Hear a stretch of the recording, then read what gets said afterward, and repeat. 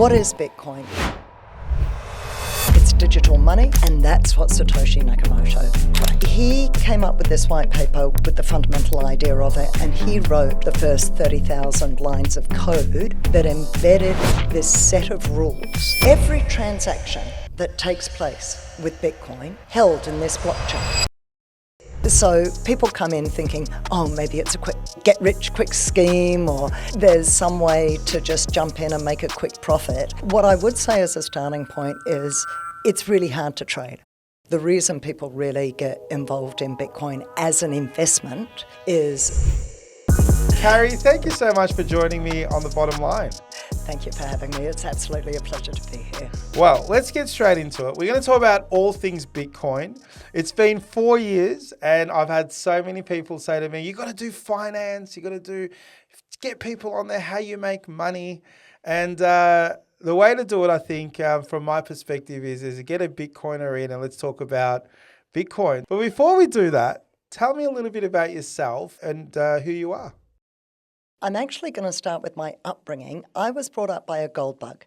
Oh, my no way. mother was fully down the rabbit hole of gold. Her passion in life was economics and geopolitics. And so I remember I was 5 years old when Nixon decoupled from the gold standard. And I remember at 5, there being talk around the dinner table around that. So I was brought up learning a lot about debt, US debt, the size of the debt, not so much about money printing. That's something that we'll get into perhaps later in the podcast, but I really understood this kind of spiral nature of debt, and it helped me to understand the value proposition of gold, and that's been really useful background when it comes to understanding Bitcoin. But from there, I, in fact, moved into stockbroking for 10 years. Wow. So I've got a financial markets background. I was on the fixed interest desk, followed by the private client desk at JB Weir and Son back in the day when it was still independent. And I was then put through, I was making monthly education seminars to retirees about various asset classes, basically an introduction to investments. And we were put through a presentation skills course, the entire private client desk was. And I found my calling, and the clouds parted and the angels sang and went, this is what you should be doing with your life. And I ended up going down that path and kind of chasing up with the guy who ran the training, and then I landed in that industry. And so for 30 years, I was a presentation skills trainer and coach. Still am. But what happened was during the COVID years, that got really bumped around. So I was doing it online and that worked. But then when we opened up again in Melbourne, you will have been through all of this with me, people would reschedule to make it live, and then we would shut down again. Yeah. And so we went through all of this palaver, the stop-start, and I was getting old by then, and I'd restarted that business a few times for one reason or another, when I'd moved cities, when I'd stopped to have my son, etc.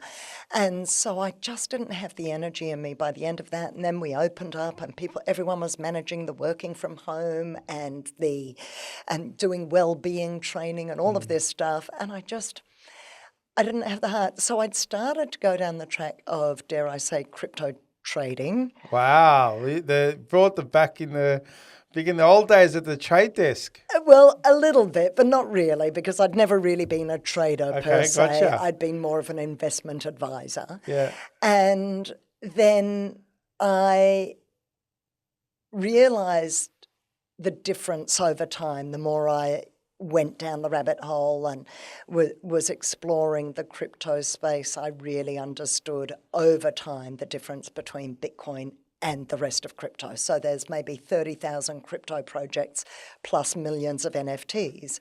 And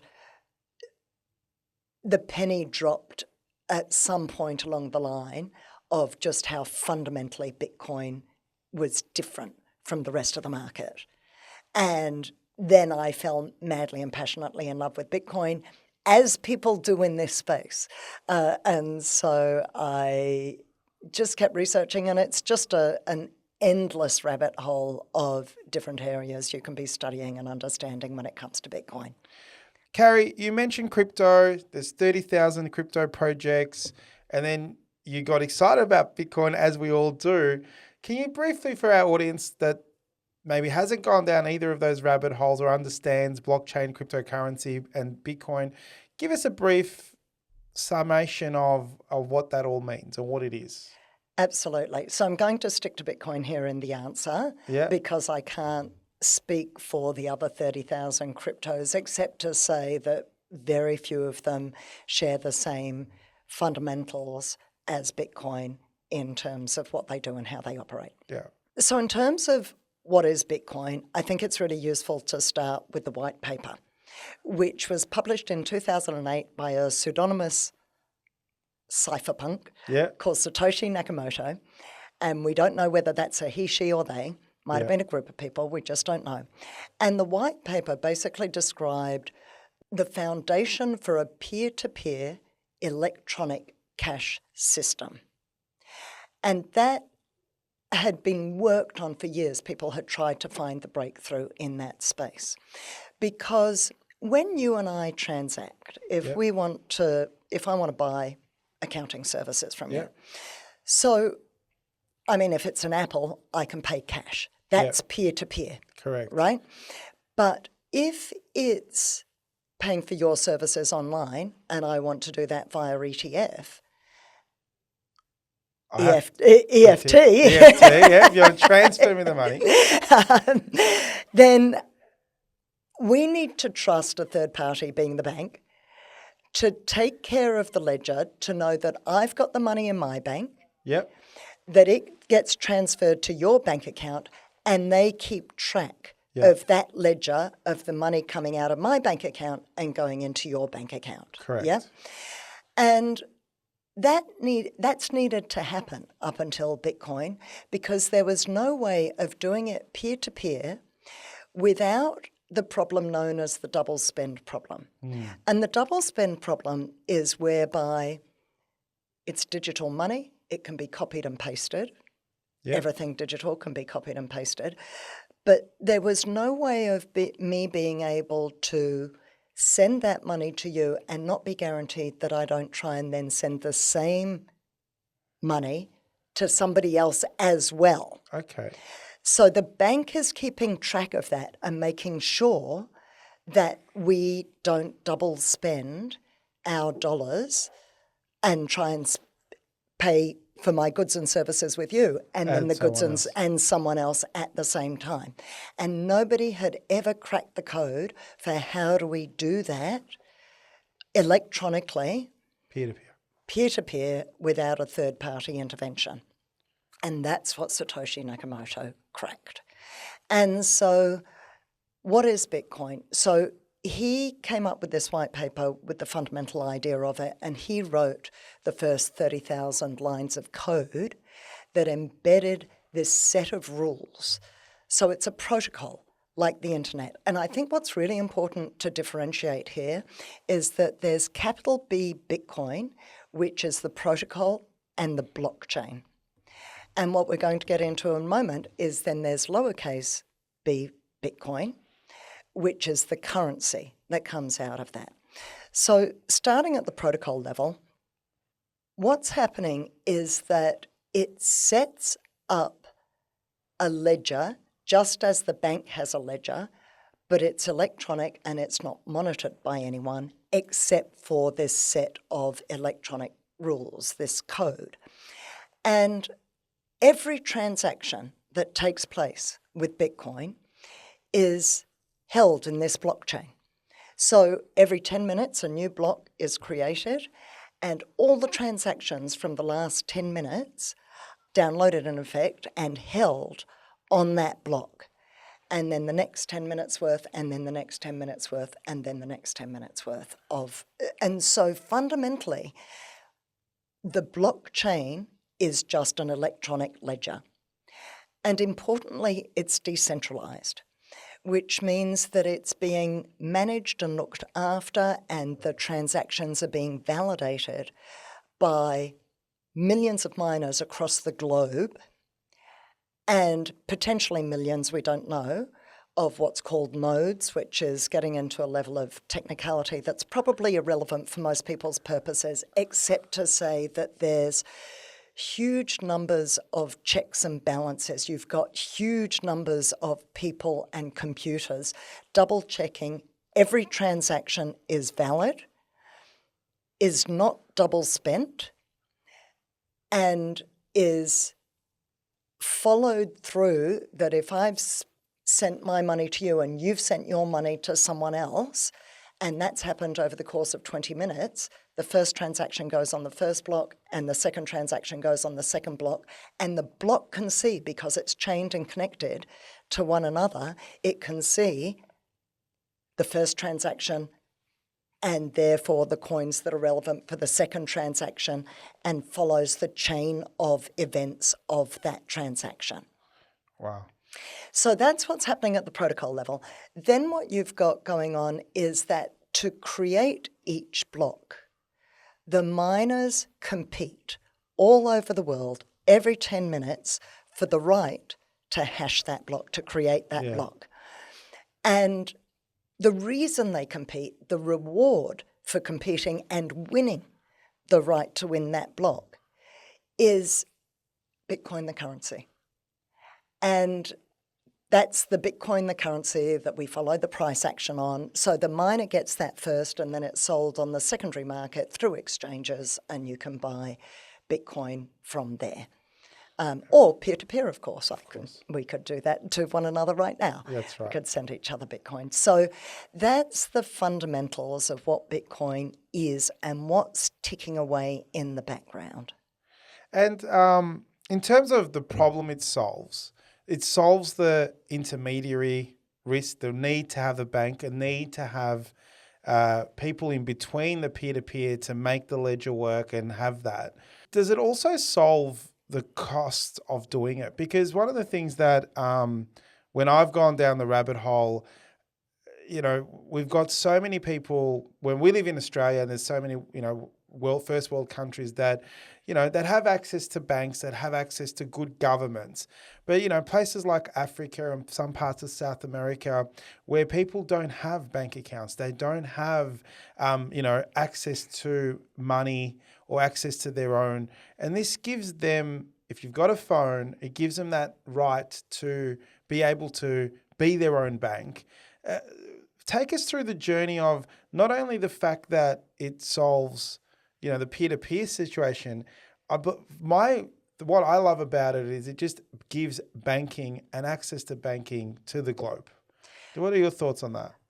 Well, very much in line with what you've just said. So one of the things that people fall in love with this project is its humanitarian aspect, because it does give access to banks for the unbanked, which is something like more than 1 billion people on the planet, like a huge chunk of it may be bigger than that, of the world population can't take part in the banking system.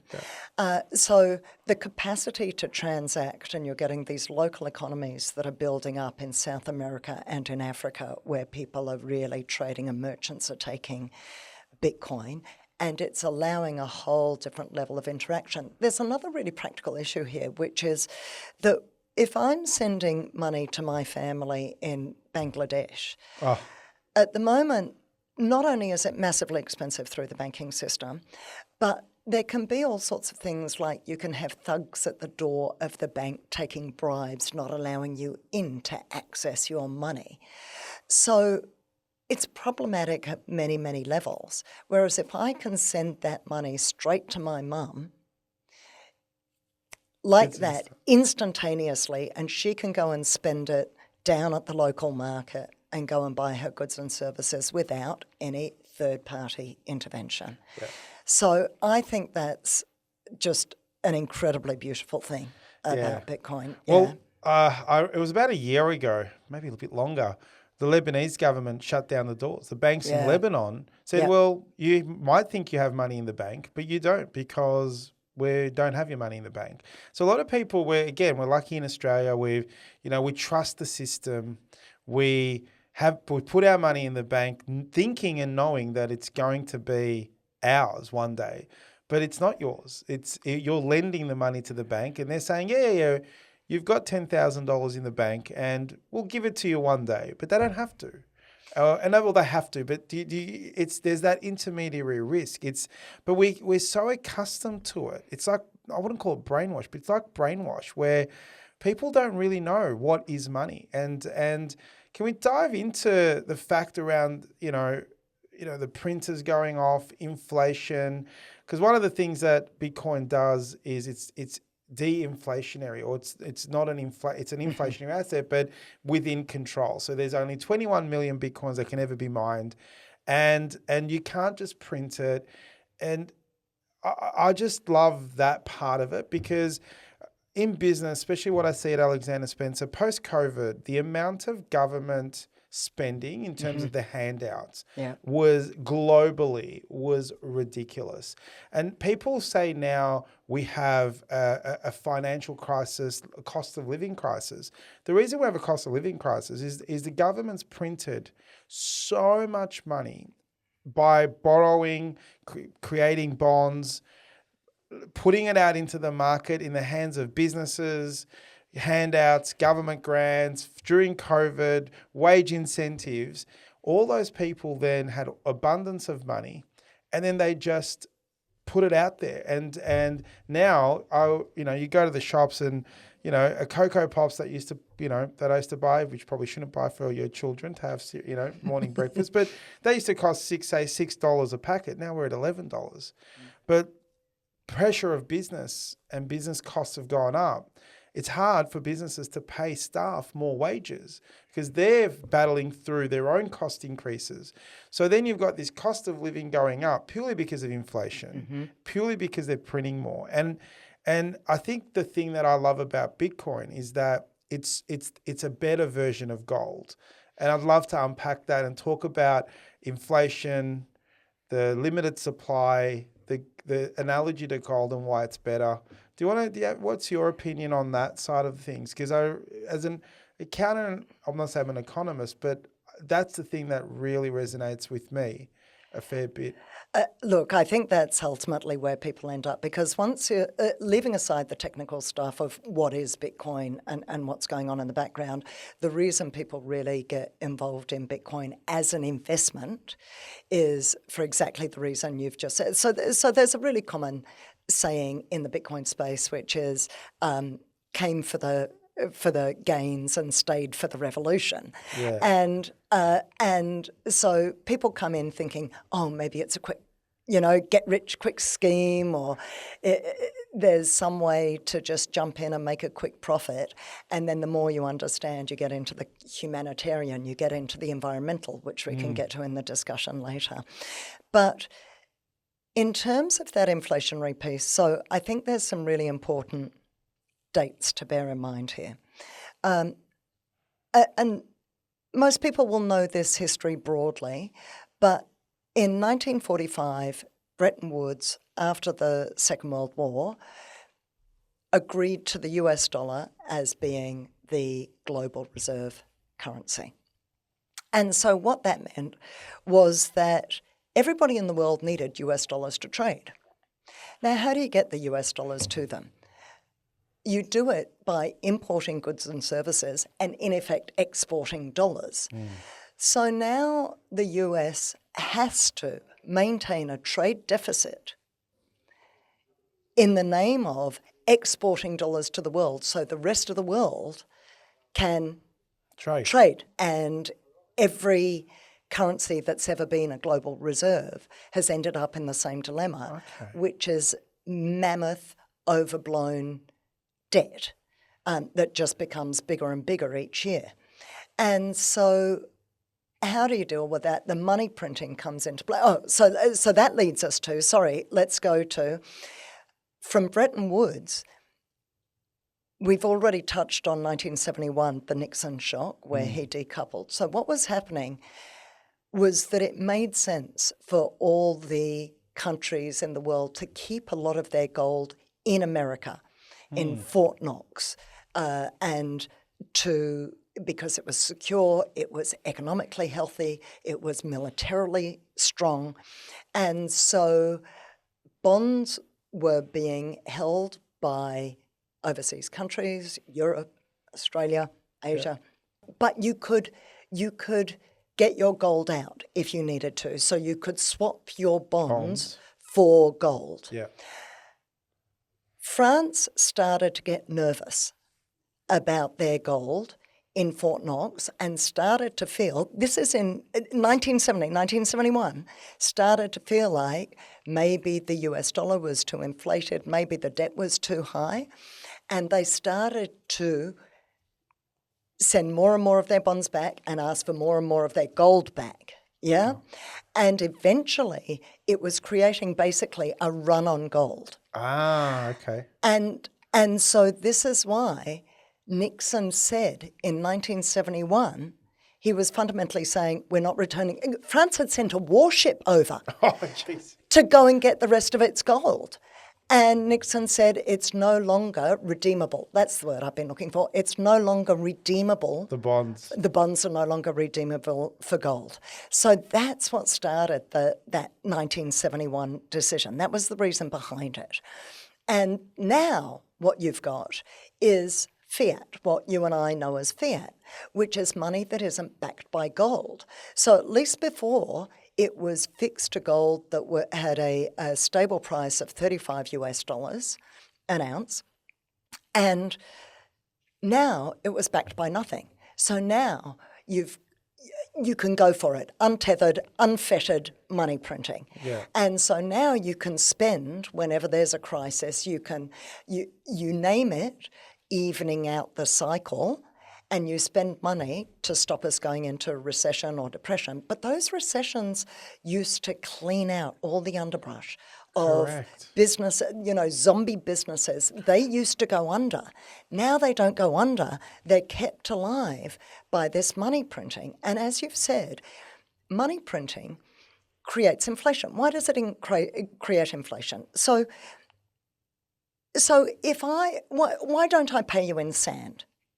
Sevan? Because I can't do anything with sand. I can't trade it. It's easily the wind can get to it. It can dissolve. It's not hard. Absolutely. It's not hard. And there's so much of it, I can just go and grab more of it. So it becomes valueless. Correct. So for all of those reasons, and this was tried throughout history, we started with barter and then we moved on to choosing currencies, and sometimes that was shells and sometimes that was glass beads and sometimes that was, but each time it could be diluted because I can always go and get more shells or I can always go and make more glass beads. Yeah. And so it becomes valueless over time because if you're paying me in glass beads and I've got a glass bead factory or I can go down to, a beach with more shells, it's not worth anything to me, so it becomes valueless. So what we think of as inflation is not actually prices going up, it's the value of the purchasing power of your dollar coming down. Correct. That's what's actually, it looks like number go up, but number go up being the inflation, the price of your goods and services is going up because the value of your dollar is decreasing. Yeah, I tried to explain this to my daughter the other day around inflation and the power of money. And not the power of money, but that whole glass bead stuff. And we sort of tried to solve money problems like it was, 3,000 years ago. It was really cool.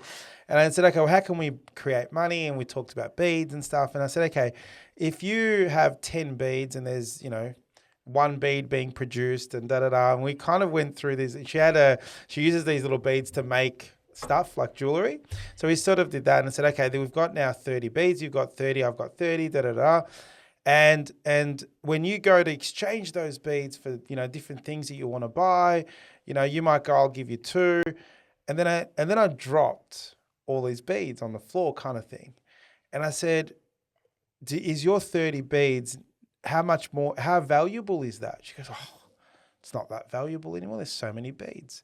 And I said, well, that's what slowly is happening Cool. in the market with inflation. So, and we talked about her little piggy bank and rah, rah, rah. It was really interesting. It was really fun. But she got the picture when she realized, when something cannot be replicated easily, it has sort of a limited supply, or it's difficult to make, or the value is in that. And I said, if then we started going this rabbit hole. I said, if beads of grass was money, would it work? She goes, nah, you can just grow grass. Grass is everywhere. Well, it doesn't work. Good for her. And so we kind of, and this is a 9-year-old. So Yeah. my older one, she's like rolls her eyes. But yeah, and it was really fun. And people don't realize that. So I think for me, they don't teach what is money, how money works, and the idea of money at schools. So and Bitcoiners go, it's a bit of a brainwashing system and rah, rah, rah.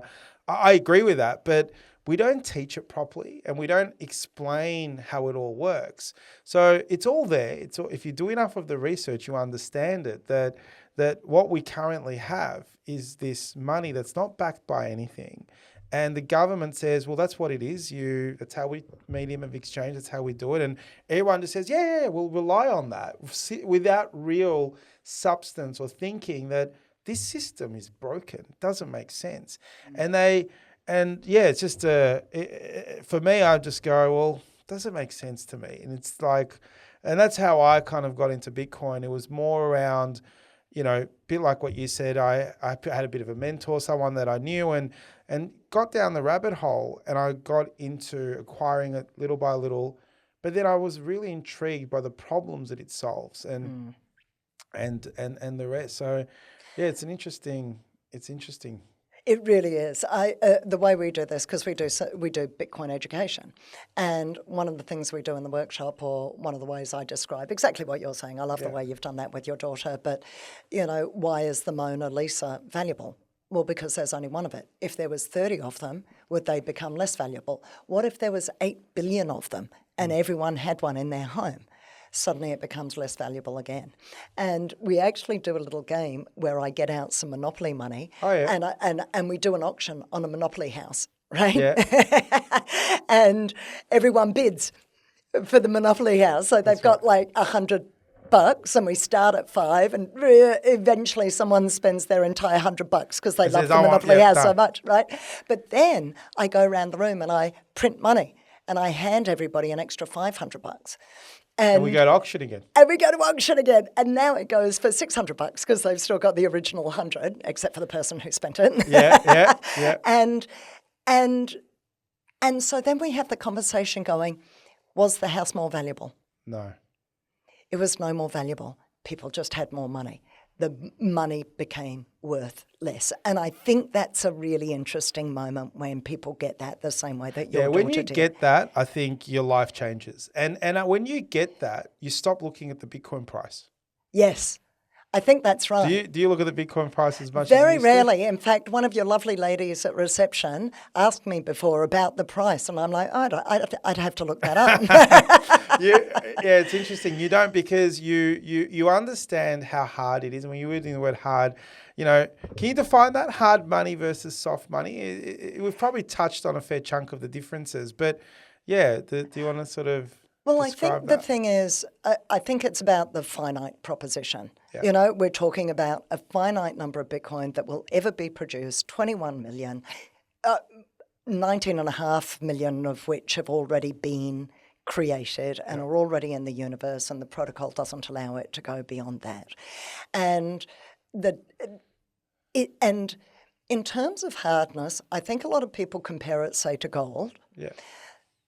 Because there's a couple of things about gold. It's physical, it's tangible, and that's why a lot of people like it.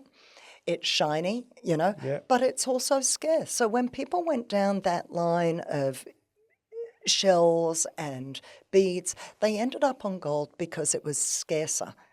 than any other commodity. So this is by the time they got to metals, because it was scarcer than any other metal.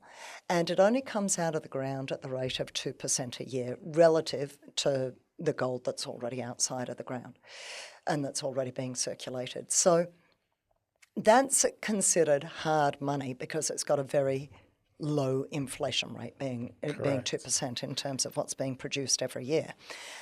As we've said, the government can go about money printing at 1,000,000 miles an hour. And you can't do that with Bitcoin or gold. But Bitcoin has the advantage over gold in terms of transferability, being divisible in such a way that I can pay for milk with it in a way that I can't with a gold coin. And one of the reasons that it's becoming enormously popular, not just at the individual level and not just at the business level as part of people's treasury assets, but at the nation-state level. And this is a third date that needs to come into play. So we talked about Bretton Woods and we talked about 1971 Nixon shock. There are a couple of things that have gone on in the last couple of years that's made Bitcoin enormously popular. One is, third date to bear in mind, is February 2022, when the US dollar assets of Russia were frozen and because of the Ukraine war. Yep. So it was a way of trying to discourage the Ukraine war. The outcome is that a huge amount of trust was lost in the US dollar because it had just been weaponized. And for that reason, as well as the fact that a lot of governments around the world, like France did back in 1970, 1971, are understanding exactly what you and I have been discussing, this money printing, the oversized debt, the instability that comes over time with a fiat currency. And governments and countries are trying to trade outside of the US dollar. So the BRICS nation, Brazil, Russia, India, China, South Africa, et al., there's more of them now, are trying to trade outside of the US dollar. Their trade has dropped by 15% just in the last year in terms of usage of US dollars.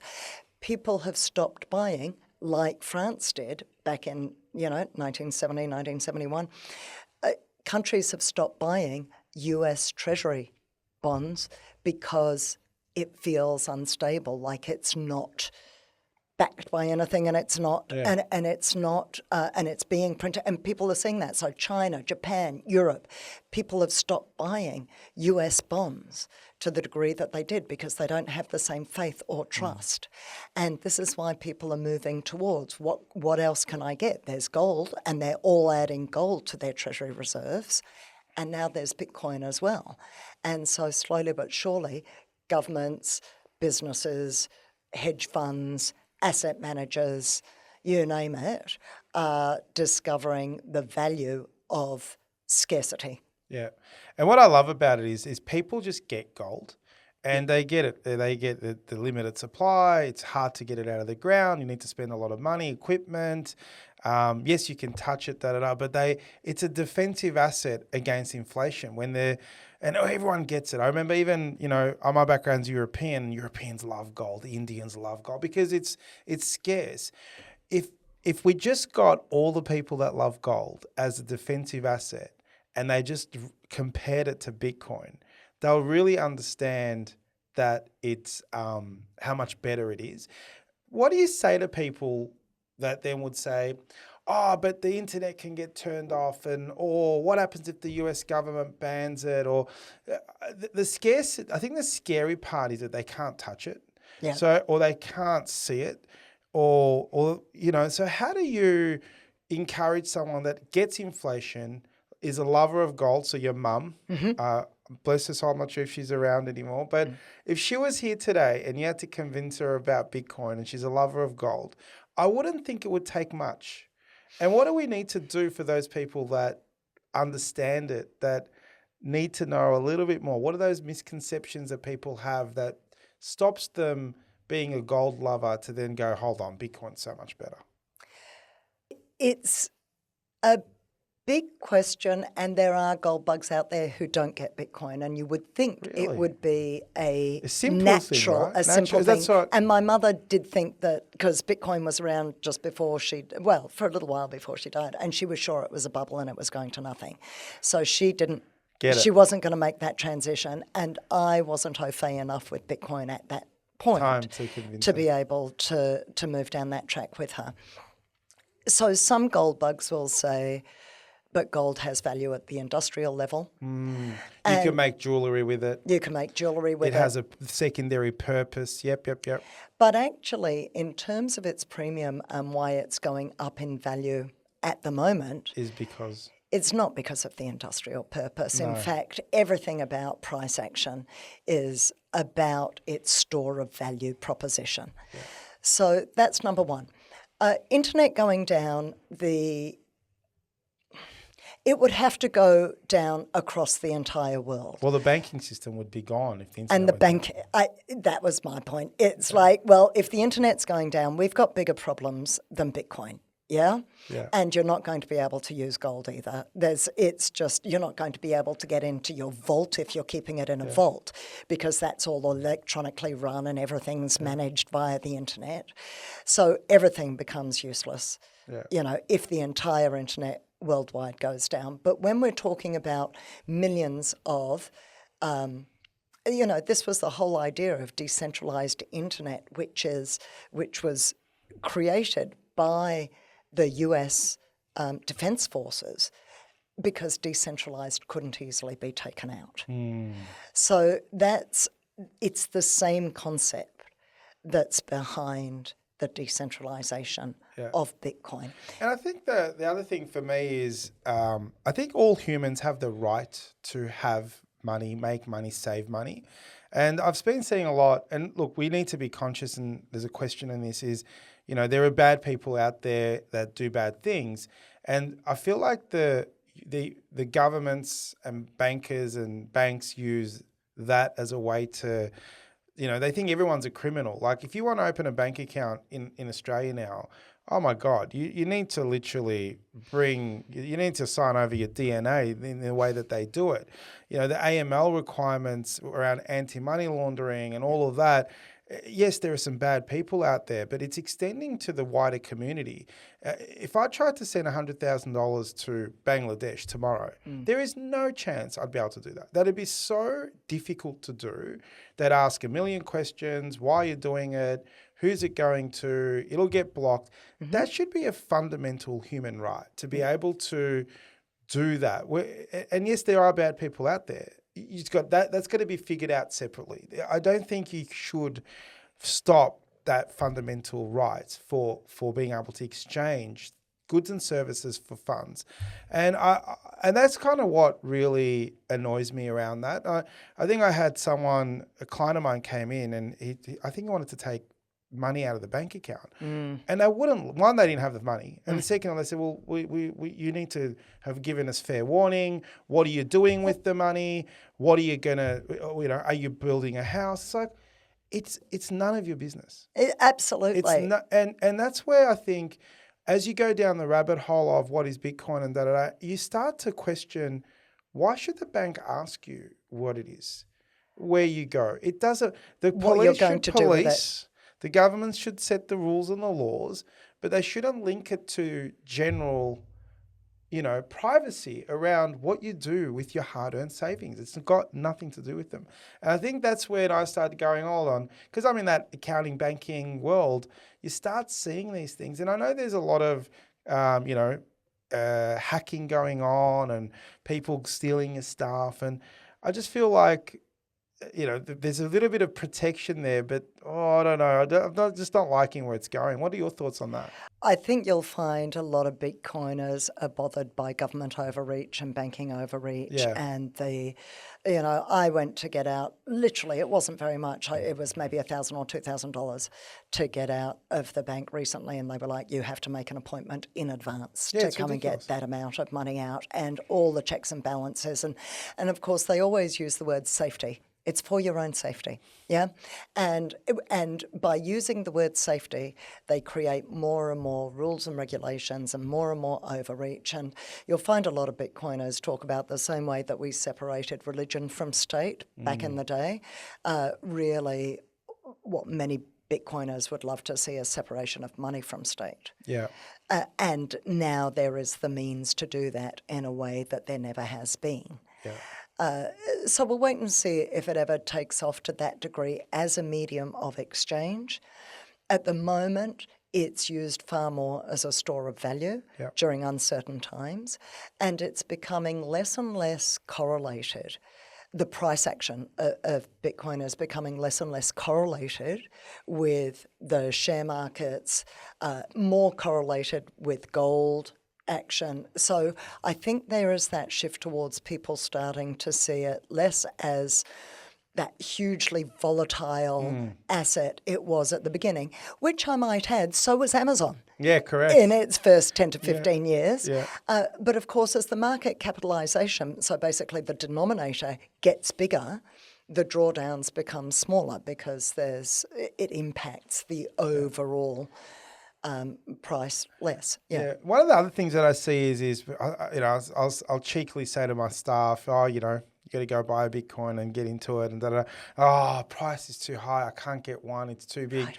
And I'm like, you don't need to get one. There's a million sats you can buy get. $10 worth. So there needs to be more education around Bitcoin. So let's dive into the Bitcoin Treasury Solutions, the Bitcoin education that you do. So you've set up with some other people a Bitcoin Treasury Solutions. Take us through that. What is that? What do you do in that space? And love for you to pitch the services you provide to the community. Thank you for the opportunity. So what I find, what happens for a lot of people in the Bitcoin space is there's a huge amount of Bitcoin education out there, but you've often got to piece it together yourself.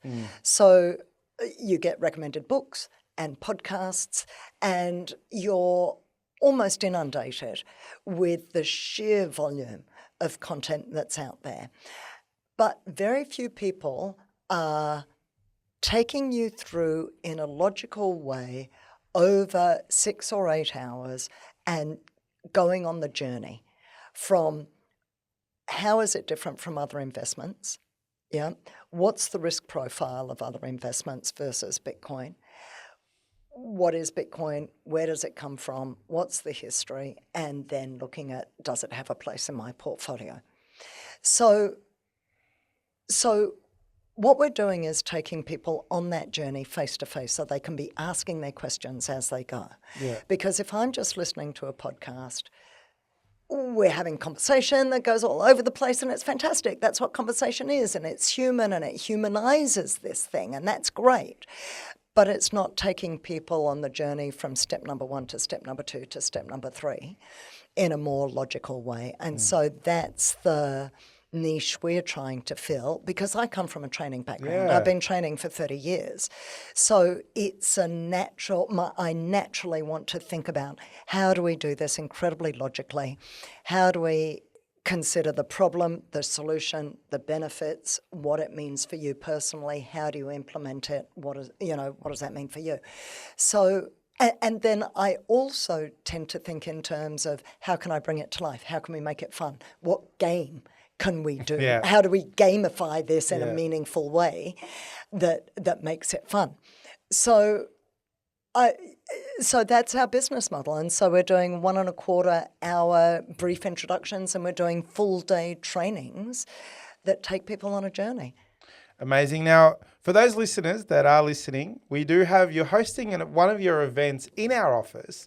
I can't remember the date, but it is going to come out. So it'll be in the show notes. Yep. So if you are around in the Camberwell area, you'll need to come to the show. But we will put the event in the show notes. But I just wanted to say, in terms of business and the fact that the words Bitcoin Treasury Solutions leans towards from a business treasury perspective, have you seen and started to notice business owners starting to think about having their reserves or saving in Bitcoin or investing their reserve capital in Bitcoin. What and maybe even taking medium of exchange and actually offering their customer base the ability to pay for their services in Bitcoin? It's not a huge uptake in Australia at this stage, and some businesses simply don't have the cash flow and the spare reserves to be able to do that.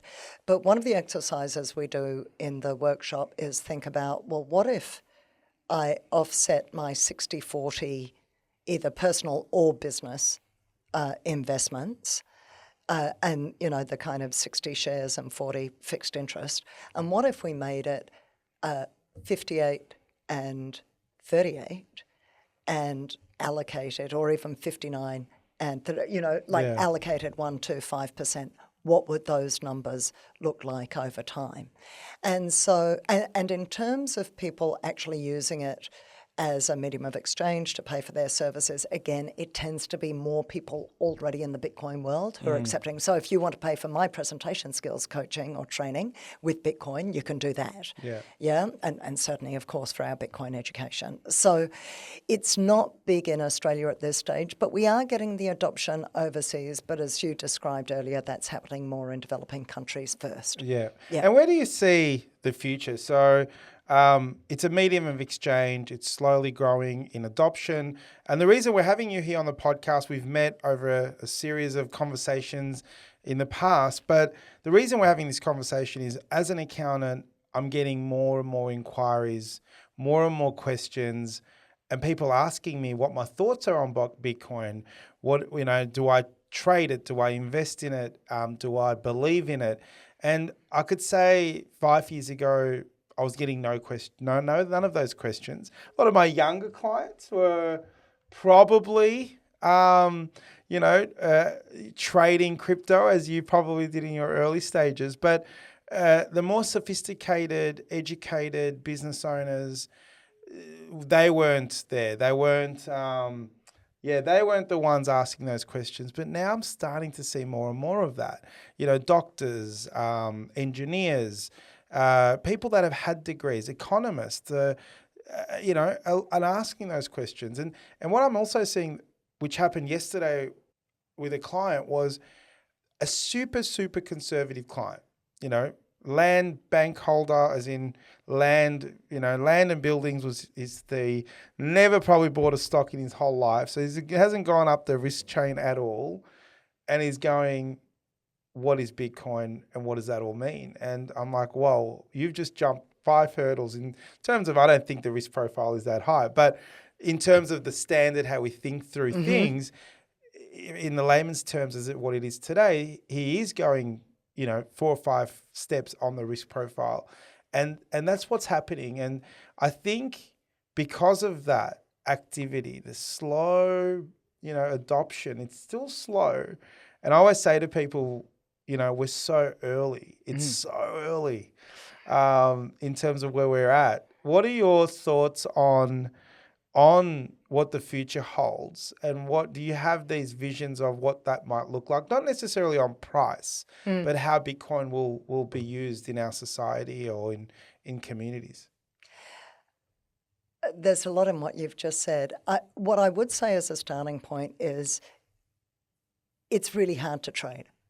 I wouldn't be trading Bitcoin or any crypto for that matter. It's a massive skill that takes years to perfect, and you can lose a lot of money along the journey. So it's an incredibly expensive learning process curve. So what I would say is, the old saying that financial advisors use that I don't know that I'm actually really a fan of as a saying, but it's time in the market, not, whatever the other. It's the time horizon. Not the timing of the market. Timing of the market, that's right. But I would say it's a minimum of a 10-year hold. That's what I say to everyone. Yeah. What do I hope for in the longer term? I think because of the scarcity proposition, over the long term, I think there's a lot of predictions and a lot of ways of calculating where people imagine the price might go in the future, and because of that scarcity proposition, it's likely to go pretty high over time. More importantly, what I think we could see is if we had what's called a hyper-Bitcoinized world or a Bitcoin standard world where Bitcoin becomes the dominant currency instead of fiat or instead of gold. And under those circumstances, you've got a currency that can't be printed. Correct. And now house prices aren't going up through the roof. And you're back to what it was in Before the Nixon. gold standard days when inflation was actually extremely low and people could get into the housing market and they could educate their kids. And all this stuff is a function of money printing. Yeah. And so the idea that, and also the other thing is, it's barely worth saving anymore because your money is going to be worth less next year and the year after that and the year after that. So your money in the bank or your money under the mattress is becoming devalued. And there's a chart that you would have seen of the decrease in purchasing power of the dollar over the last 100 years, and it's come down nearly to zero compared to what it was. And so it gives a real savings tool. And now it changes your whole value system because now it makes more sense to save than it does to spend. And that changes all the values of society. So much is downstream from the broken money system we currently live in.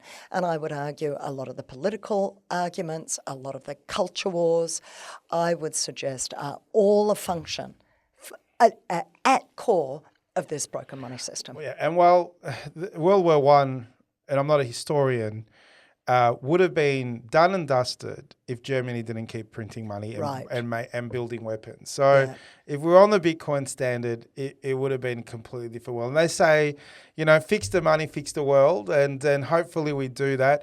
Carri, we could talk for hours. I'm going to have to get you on again because we didn't talk about the environment. We didn't talk about mining. We didn't talk about so many different other things in today's episode. But I'd like to get you on again and maybe dive deeper into some other parts of Bitcoin that we didn't touch on today. But we have run out of time, and it's been a pleasure to have you here today. And I can't wait for you to use our beautiful space for the event that we're going to run in a few weeks. And for those listeners that want to come in, it will be on the show notes. But again, I want to say thank you for joining me on The Bottom Line. Thank you so much for having me. It's been a delight.